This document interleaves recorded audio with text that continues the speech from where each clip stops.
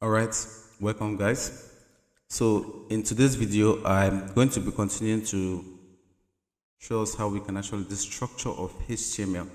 So what is HTML?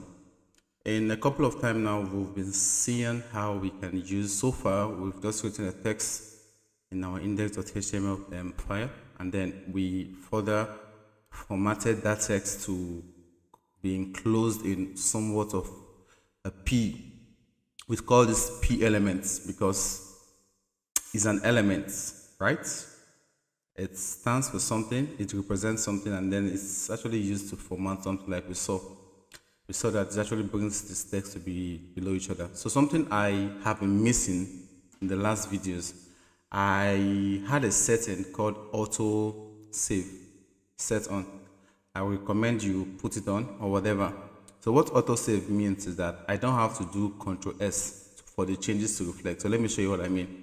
If I come down now and I add a third P and just say this is a third paragraph, for example. If I go back to my browser and I refresh it, so the refresh is to pick up old formal changes, something like that, and I refresh it. You see that it's not showing that third guy, it's just showing the second guy. Why? Because it's not saved. As you can see, VSCode is suggesting to me one unsaved file. So what am I going to do now? I'm going to just say, okay, Ctrl S for save.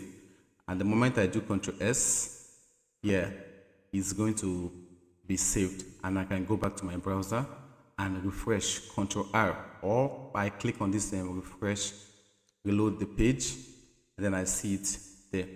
So in the next video, I'm going to be showing us how we can start out with the structure of a HTML.